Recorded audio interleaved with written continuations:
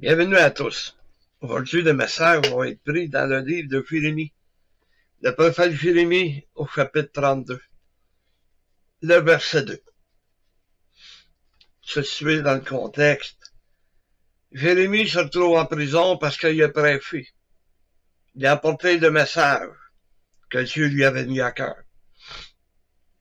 Contre le roi Sédécias. Il n'a pas aimé ça. Il pensait qu'en enfermant Jérémie, que Dieu arrêterait ça là. Mais quand Dieu dit quelque chose, il va jusqu'au bout. Et on va voir que la demande que Dieu a faite à Jérémie, alors qu'il était en prison, peut nous sembler banale, peut nous sembler, ça ne sert pas à rien, mais au contraire, Dieu ne fait jamais rien pour rien. Et, comme je l'ai dit au verset 2 de Jérémie 32, l'armée du roi de Babylone assiégeait alors Jérusalem. Et Jérémie le prophète est enfermé dans la cour de la prison qui était dans la maison du roi de Juda. Donc, comme je viens de le dire, Jérémie est enfermé. Le roi Sédécias pensait que tout serait fini. On a enfermé Jérémie. Il va fermer sa trappe. Il prêchera plus. Il amènera plus. C'est fini. Mais au contraire, c'était juste le commencement. Et on va sauter au verset 6. Jérémie dit, la parole de l'Éternel m'a été adressée en ces mots. Donc, Dieu a parlé à Jérémie. Il a dit, verset 7, voici, Anamiel, fils de ton oncle Shalom, va venir auprès de toi pour te dire, achète mon champ qui est à Anatoth, car tu as le droit de rachat pour l'acquérir. Ben oui, mais Seigneur, ça va me servir à quoi? Je suis en prison. Puis en plus, tu m'as fait prophétiser là, qu'on était pour être captif pendant 70 ans. Ça me sert à quoi d'avoir ça, là? Ça me sert à quoi d'acheter de mon cousin, d'acheter son champ? Ça me servira pas à rien. Mais on va voir un petit message laissé à l'Église aujourd'hui. Même si ça a été prophétisé de beaucoup d'années, de des siècles. Mais le message est un encouragement à l'Église, comme on va le voir. Il devait acheter un champ qui est à Anatoth. Anatoth veut dire le champ des réponses. Et n'est-ce pas qu'aujourd'hui, on a 1001 questions. On s'est posé 1001 questions concernant Dieu. Et Dieu, à travers sa parole, la Bible, nous donne des réponses qu'on a besoin. On peut vouloir des réponses parce que le pourquoi que ça varie, pourquoi telle chose, pourquoi. Et Dieu, comme un enfant patient, prend le temps de nous répondre. Mais c'est à travers la Bible, à travers sa parole, qu'il va nous répondre. Ça fait pas toujours notre bonheur, ça fait pas toujours notre affaire, mais Dieu va nous répondre en toutes choses. Parce que comme un père patient, il nous aime, il va prendre le temps.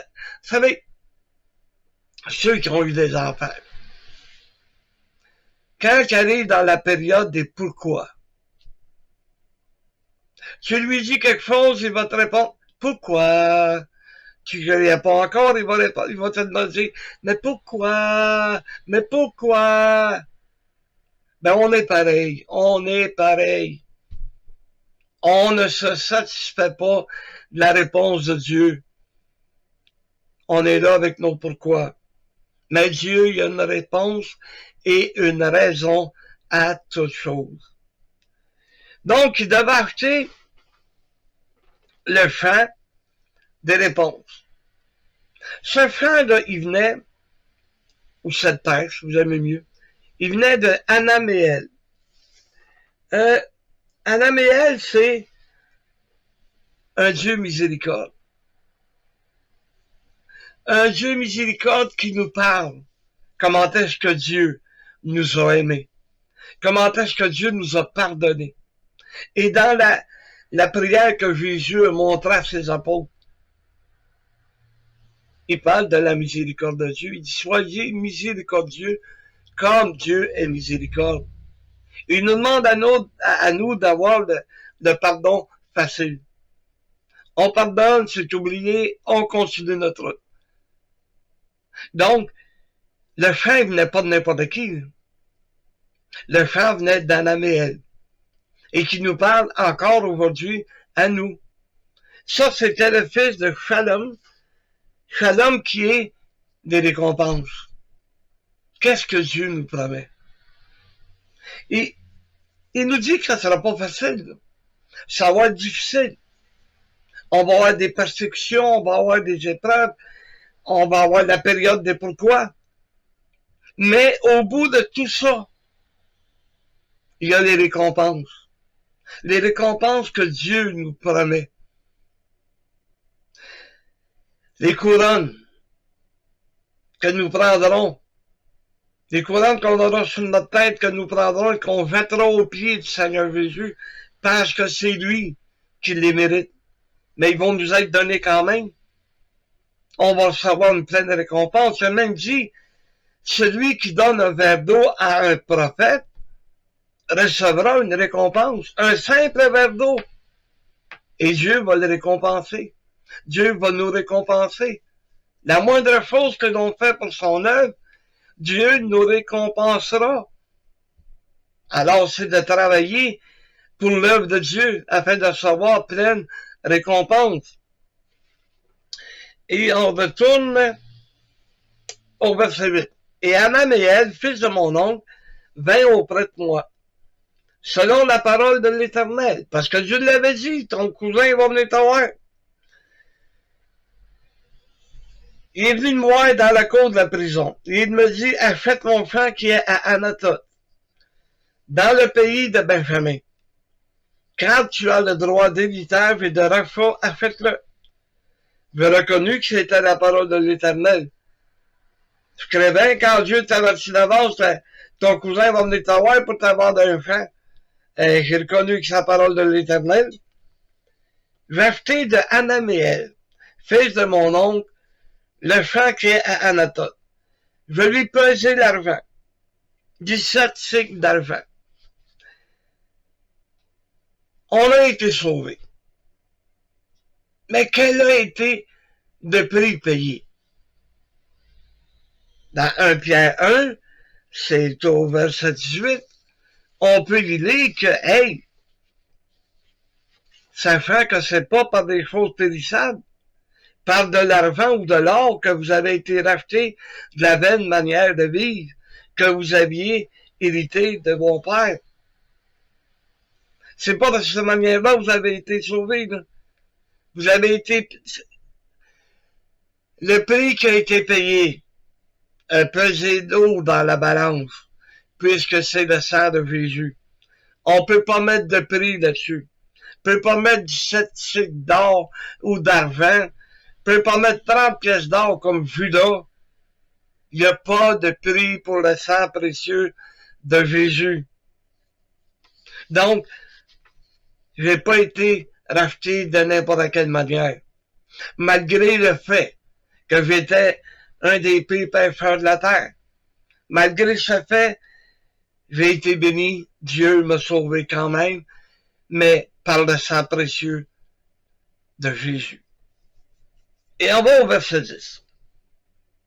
J'écrivis un contrat que je cachetai. Je pris des témoins et je pesai l'argent dans une balance.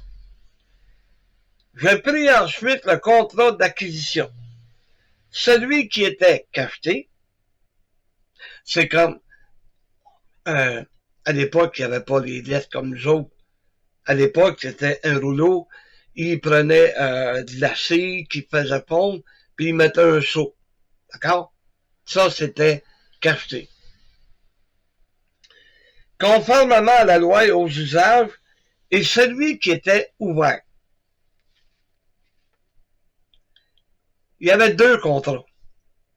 Un qui était cacheté, c'est-à-dire scellé, que tu peux pas ouvrir,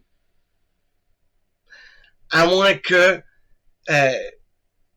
puisque tu en es propriétaire, à moins que tu en aies de besoin, tu vas, dans ce temps-là, il cassait comme le genre de pastille, si vous voulez, qui cachetait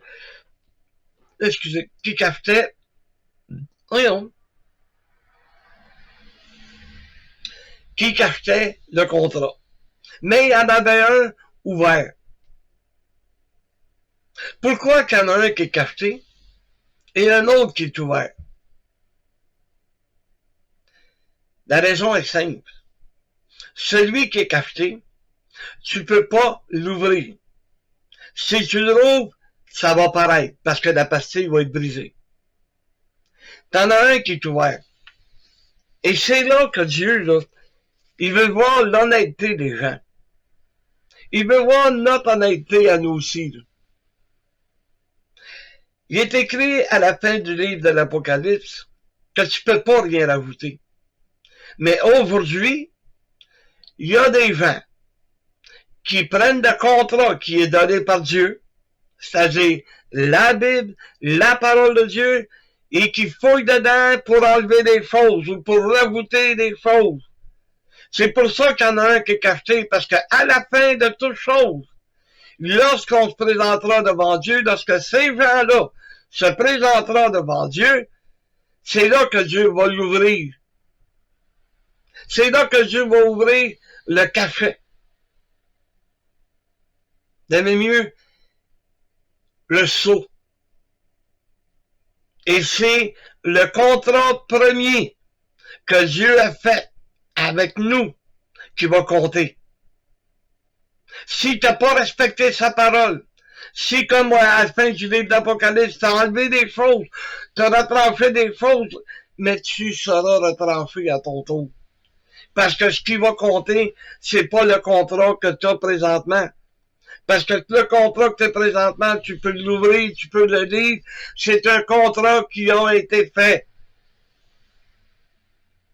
Mais l'autre, qui est scellé, c'est un peu comme on peut voir dans le livre d'Éphésiens, tu sais, quand il dit, en lui, vous aussi, vous avez, après avoir entendu la parole de la vérité, l'évangile de votre salut, en lui, vous avez cru, et vous avez été scellés du Saint-Esprit qui avait été promis. Il y a un sceau, il y a un contrat qu'on a fait avec Dieu.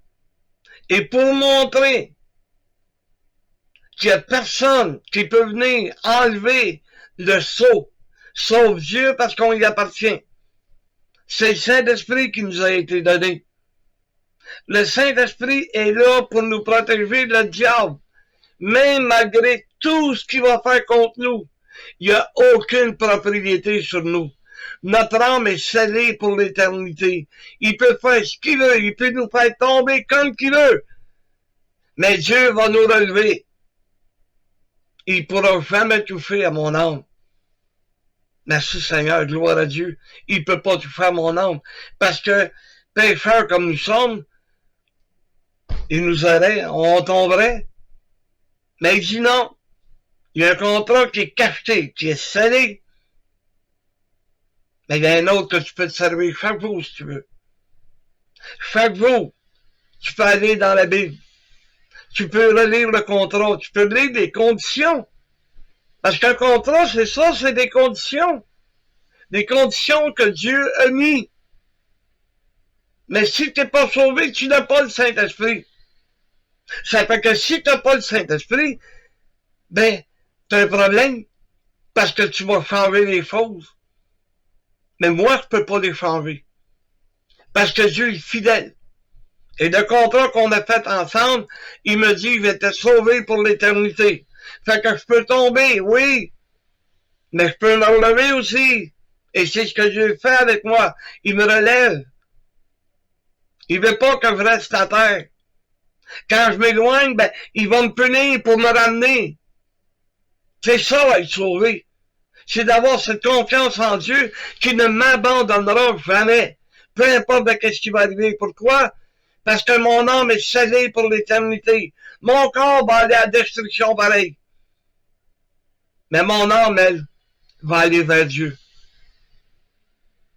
C'est ça le contrat qu'on a fait avec Dieu. Et regardez bien. De verset 11. Et je pris le contrat d'acquisition, celui qui était cacheté conformément à la loi et aux usages, et celui qui était ouvert. Et je remis le contrat d'acquisition. Pas à n'importe qui. C'est ça qu'on va voir. C'est là qu'est le message merveilleux de Dieu. Et je remis le contrat d'acquisition à Baruch. Je l'ai pris en note. OK.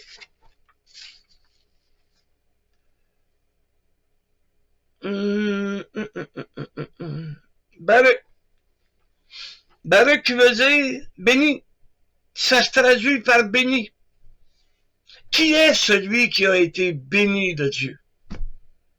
C'est le Seigneur Jésus.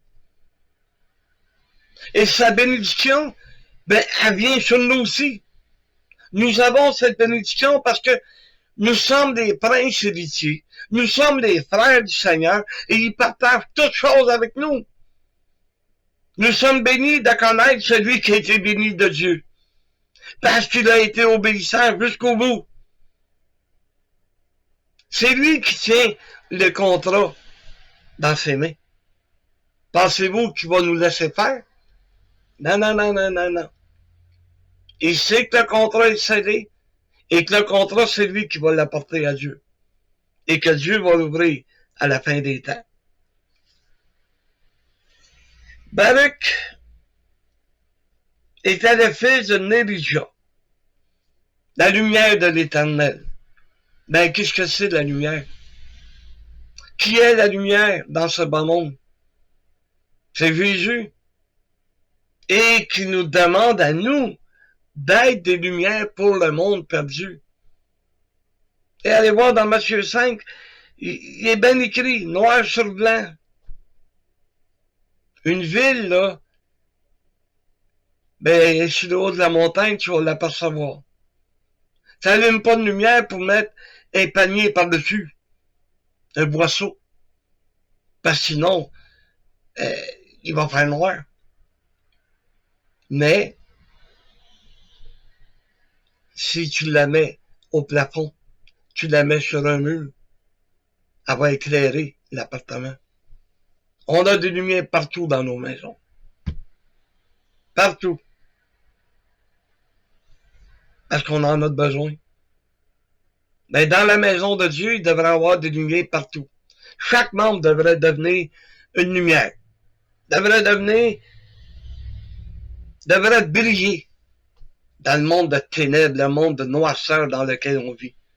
On devrait briller. Vous savez, à un moment donné, on était au chalet, puis on a manqué d'électricité. Il y avait une de mes cousines qui était là. Son petit s'est réveillé, puis là, il était paniqué parce que il faisait noir. Il avait peur. Il me restait un petit bout de chandelle chez nous. Mais ça a été suffisant pour le rassurer. Ma femme a pris la chandelle, elle l'a allumée, l'a mis dans une assiette, puis ça a été suffisant. Parce qu'il nous voyait. Une petite chandelle. Mais c'était assez pour l'éclairer et le rassurer. Comment est-ce que nous, dans le monde de noirceur, même si ta lumière est pas forte, ta lumière est comme une petite chandelle, c'est pas grave, t'es une lumière quand même. C'est sûr que si t'étais une 200 watts, wow! Si t'étais un gros spot, tu sais, comme les gars de construction, hey, ça éclaire, ça n'a pas de bon sens. Ça pourrait éclairer à la lune quand il fait noir. Mais, c'est une lumière. Peu importe la grosseur, t'es une lumière. C'est sûr que plus tu vas flasher, plus tu vas avoir de la brillance. Les gens qui sont dans le noir vont être capables de voir à travers toi la vraie lumière, la lumière de l'Éternel qui est Jésus. Et c'était le fils de Masséja, le refuge de l'Éternel. L'Église est un refuge. L'Église va t'accueillir parce que tu vas être blessé. Les gens vont te blesser. Dans le monde dangereux dans lequel on vit, on a besoin de refuge. Regardez, on voit ça aux nouvelles de ce temps-là, la guerre qui est entre l'Ukraine puis la Russie, puis entre Israël puis les Palestiniens. Le monde s'en va dans des abris. Il y en a même qui ont tellement peur de la fin du monde, ils se font creuser des abris nucléaires pensant que ça va les sauver. Hey, oublie ça, tu aurais beau te faire d'avoir la plus grosse abri nucléaire, d'avoir tout ce que tu peux demander, avoir toute la nourriture en sachet possible pour t'offrir 1 an, 2 ans, 3 ans. Ça va rien qu'étirer. Point à la ligne. Mais les gens ont besoin d'un vrai refuge. Une place où Dieu va prendre soin de ton âme. Une place où Dieu va t'apporter la paix. C'est un refuge, c'est un abri. Peu importe ce qui va arriver autour de toi, tu vas être à l'abri. Parce que Dieu va être avec toi. Parce que même si tu essaies de te creuser un trou, d'avoir un container là-dedans, tôt ou tard, lorsque Dieu va détruire la terre, ben ton bunker, il ne résistera pas.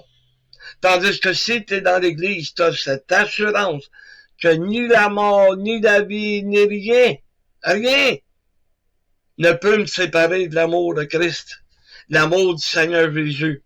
Il n'y a rien qui peut me séparer. Je suis à l'abri parce que mon âme est cédée, parce que je suis près du Seigneur. Il a dit, je ne t'abandonnerai jamais. Pourquoi? Parce que c'est Jésus qui a payé le prix. Excusez. Alors, en présence des témoins qui avaient signé le contrat d'acquisition, et en présence de tous les Juifs qui se trouvaient dans la cour de la prison, le contrat a été signé en présence de témoins. Fait que son cousin ne pouvait pas revenir, prendre l'argent, revenir plus tard puis dire, j'ai changé d'idée, mais je garde l'argent, mais je reprends mon terrain. Et il ne pouvait pas. Ça avait été cédé. Le diable était en possession de mon âme autrefois. Ouais. Je n'ai pas l'air d'un diable. Je n'ai pas l'air d'un démon, là, comme on voit à la télévision. Là. Mais j'étais pas un fils de Dieu. J'étais pas un enfant de Dieu. Il possédait mon âme. Il me faisait faire ce qu'il voulait. Jusqu'à temps que Jésus me sauve. Jusqu'à temps que le Saint-Esprit scelle mon âme. Là, il a perdu. Il essaye de me faire tomber. Il va peut-être réussir à me faire tomber. Mais je reste un enfant de Dieu pareil. M'avoir à répondre à Dieu, par exemple. Si je tombe, puis que je reste à terre, puis que j'aime mieux préférer aller dans le monde. Ils m'ont payé le prix. Parce que lorsque le Seigneur viendra, il a dit qu'il était pour me donner les moyens de m'en sortir. Il a dit qu'il était pour me relever. Il a dit qu'il ne m'abandonnerait jamais. Ça, c'est dans le contrat scellé. Dans le contrat d'acquisition. C'est écrit noir sur blanc. Jamais je ne te délaisserai. Jamais je ne t'abandonnerai. Et je peux avoir cette assurance. Comme il est écrit dans Romains, au chapitre 8. Ni la mort, ni la vie, ni les choses présentes, ni les choses à venir. Ni les puissances, ni les hauteurs, rien. Il n'y a rien qui va pouvoir me séparer de l'amour de Christ. Et si vous vous posez la question, oui, mais comment se fait qu'il y en a tellement qui sont tombés dans le monde? Il y a deux explications. Un, qui va avoir à répondre à Dieu s'il est sauvé. Deux, c'est qu'il est peut-être même pas sauvé. Parce que j'en ai vécu. Je n'ai pas fini d'en vivre. Mais je peux me fier sur ce contrat qui a été fait. Un contrat que je peux lire chaque jour et qui me donne cette assurance que j'ai besoin. Et un qui est scellé. Et quand viendra la fin, quand Dieu va l'ouvrir, il va prendre mon contrat et il va prendre ce contrat, il va les comparer toutes les deux. Est-ce que j'ai appliqué le contrat qui était ouvert dans ma vie? C'est là qu'il va prendre le contrat d'acquisition scellé. Ah! T'as respecté la clause, les clauses qu'il y avait dans le contrat. Et c'est là que je vais être béni. C'est là que je vais être récompensé. Pourquoi? Parce que même si j'ai l'impression à quoi que ça va me servir d'acheter le champ de mon cousin, si je peux même pas le semer. Mais voyez-vous, au contraire, l'Église est là. Comme la terre promise à Israël. OK? L'Église est là. Et nous, notre travail, c'est de semer la parole de Dieu. C'est ça qui est le travail de l'Église. C'est ça qui est l'œuvre que Dieu nous a confiée. T'as pas acheté un champ pour rien. Jésus n'a pas donné sa vie pour rien.